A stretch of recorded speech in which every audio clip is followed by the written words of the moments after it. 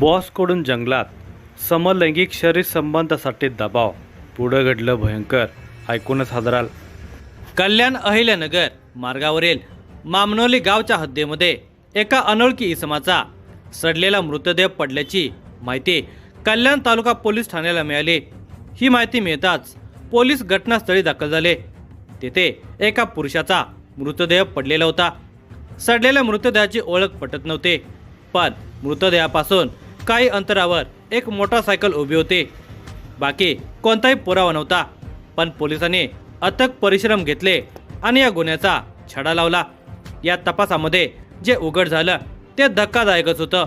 ही धक्कादायक घटना पुढे सविस्तर पाहण्या अगोदर जर तुम्ही या चॅनेलवर जर नवीन असाल तर प्लीज आपल्या या मराठी चॅनेलला नक्की सबस्क्राईब करा.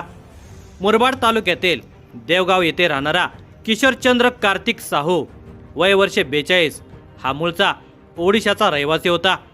मागील जवळपास 20 वर्षांपासून तो मुरबाड येथे वास्तव्यास होता. सुरुवातीला तो नातेवाईकांच्या सोबत राहत होता, मात्र त्याचा 2014 मध्ये शुभाप्रिया हिच्याशी विवाह झाला. त्यानंतर तो आणि त्याची पत्नी असे दोघे मुरबाडमध्ये भाड्याच्या घरामध्ये राहत होते. सारे काही सुरळीतपणे सुरू होते.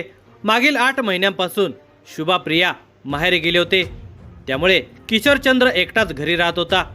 किशोरचंद्र मुरबाड येथील मिंडा प्रायव्हेट कंपनीमध्ये कंत्राटी पद्धतीने हाऊसकीपिंगचे काम करत होता.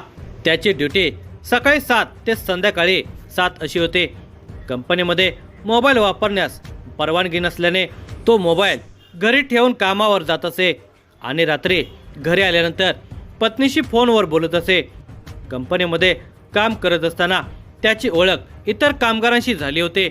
त्यामध्ये सौरभ विश्वनाथ गोल्हे, वय वर्ष 24, सध्या राहता तालुका कल्याण, मूळ राहणार तळवली बारागाव, तालुका मुरबाड याचाही समावेश होता. असे समजते की किशोरचंद्रला समलैंगिक संबंधाची आवड होते. तो काही पुरुष कामगारांशी अयोग्य शारीरिक जवळीक साधण्याचा प्रयत्न करत असे. सौरभलाही तो वारंवार स्पर्श करत असल्याने सौरभ संतप्त होत होता. सौरभने अनेकदा त्याला झिडकारले, मात्र त्याच्या वागण्यामध्ये बदल झाला नाही. तो सतत लगट करतच होता. एक दिवस त्याने कहरच केला. एकदा कंपनी परिसरामध्ये सौरभ, त्याची प्रेयसी आणि इतर कामगार उभे असताना किशोरचंद्रने सौरभला नको तिथे स्पर्श केला. हे पाहून सौरभची प्रेयसी नाराज झाली. प्रियकर सौरभच्या शरीराला एक पुरुषच काम भावनेने स्पर्श करतो हे पाहून तिच्या तळपायाची आग मस्तकामध्ये गेली. तिचा गैरसमज झाल्याने किशोरचंद्रबद्दल सौरभच्या मनामध्ये तीव्र चीड निर्माण झाली. याच चिडीतून त्याने किशोरचंद्रला कायमचे संपवण्याचा निर्णय घेतला. दिनांक 25 जून 2026 रोजी सायंकाळी कामावरून सुटल्यानंतर सौरभने त्याचा मित्र ज्ञानेश्वर दत्तात्रय कंठे, वय वर्ष 28, राहणार कनिवली, पोस्ट माझगाव, तालुका मुरबाड याला आपल्या मागे मोटारसायकल घेऊन येण्यास सांगितले. त्याने एका हार्डवेअर दुकानातून धारदार चाकू विकत घेतला आणि लोखंडी रॉड सोबत घेतला. दोघे किशोरचंद्रची ड्युटी संपण्याची वाट पाहत थांबले. संध्याकाळी 7च्या सुमारास किशोरचंद्र कंपनीतून बाहेर पडताच सौरभने त्याला गाठले. तो त्याला म्हणाला, चल आज मी तुझी इच्छा पूर्ण करतो. किशोरचंद्र घरी एकटाच असल्याने त्यालाही घरी जाण्याची घाई नव्हती. त्यातच त्याच्या मनासारखे सुख मिळणार असल्याने तो लगेच तयार झाला. पण जायचे कुठे हा प्रश्न होता. त्यावर सौरभ म्हणाला की जंगलात जाऊ, तिथे कोणीच नसते. हे ऐकून किशोरचंद्र सौरभला आपल्या मोटारसायकलवर बसवून कल्याण अहिल्यानगर मार्गावरील मामनोली गावाजवळील जंगलामध्ये घेऊन गेला. त्या दोघांच्या पाठोपाठ ज्ञानेश्वर हा निघाला होता. मामनोली जंगलाजवळ पोहोचल्यानंतर सौरभने अंदाज घेतला.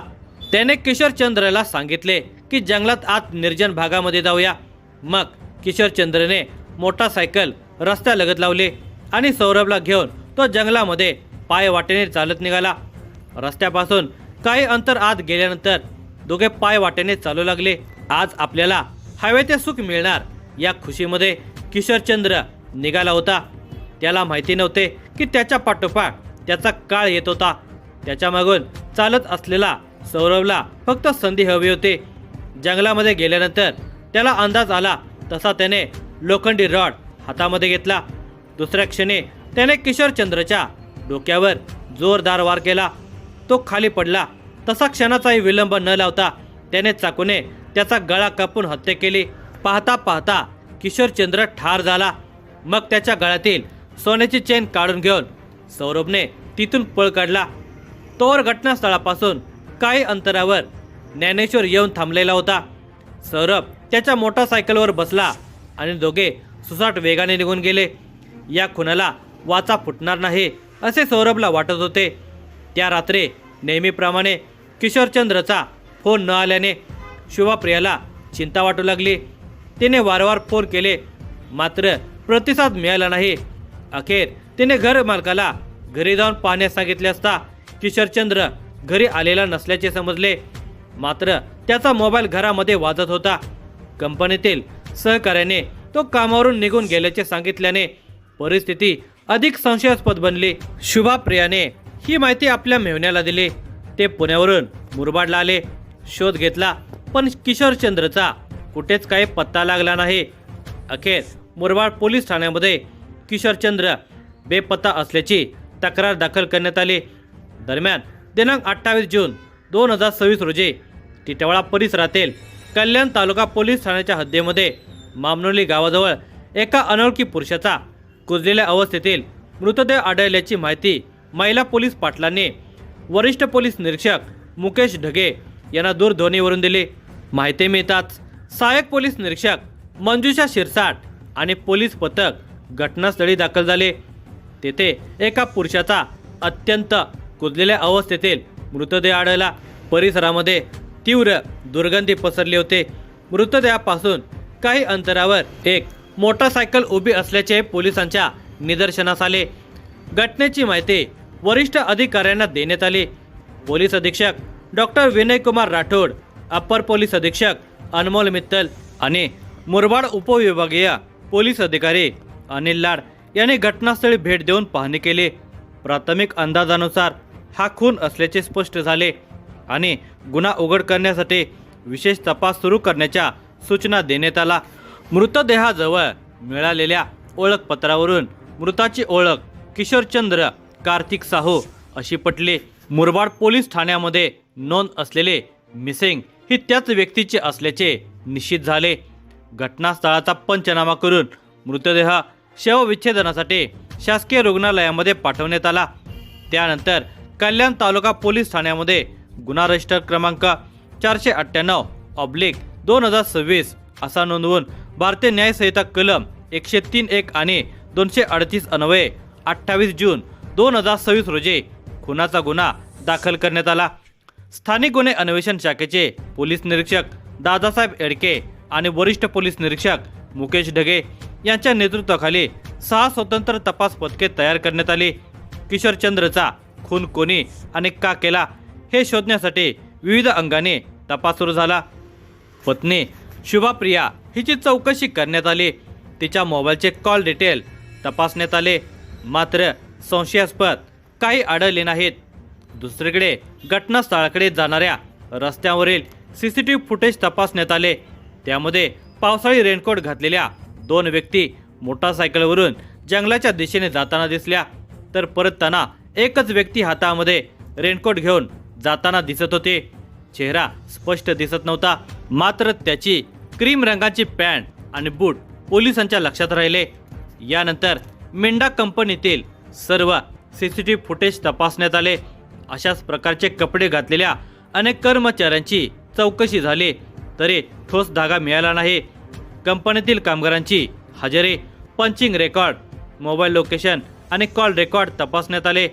सुरुवातीला कोणताही ठोस पुरावा मिळाला नाही मात्र तपासादरम्यान पोलिसांना माहिती मिळाली की काही माथाडी कामगारांची उपस्थिती स्वतंत्र नोंदवहीमध्ये नोंदवली जात असे। त्या कामगारांची माहिती, मोबाईल लोकेशन आणि कॉल तपशील तपासण्यात आले। सुमारे 25 दिवसांच्या सातत्यपूर्ण तपासानंतर पोलिसांना मोठे यश मिळाले। सौरभ गोल्हे आणि ज्ञानेश्वर कंठे यांच्या मोबाईलचे लोकेशन दिनांक 25 जूनच्या संध्याकाळी घटनास्थळाजवळ असल्याचे आढळले। दोघांना ताब्यात घेऊन चौकशी करण्यात आली। सुरुवातीला त्यांनी उडवा उडवीची उत्तरे दिली मात्र तांत्रिक पुरावे समोर ठेवल्यानंतर त्यांनी गुन्ह्याची कबुली दिली. सौरभने वाढत्या चिठ्ठीतून खून केल्याचे आणि ज्ञानेश्वरने त्याला मदत केल्याचे स्पष्ट झाले. पोलिसांनी दोन्ही आरोपींना अटक करून गुन्ह्यात वापरलेला लोखंडी रॉड, धारदार चाकू आणि मृताची सोन्याची चेन जप्त केली. प्रत्यक्षदर्शी, साक्षीदार किंवा थेट पुरावा नसतानाही केवळ CCTV footage, mobile location, call details आणि तांत्रिक विश्लेषणाच्या आधारे आरोपींपर्यंत पोहोचणे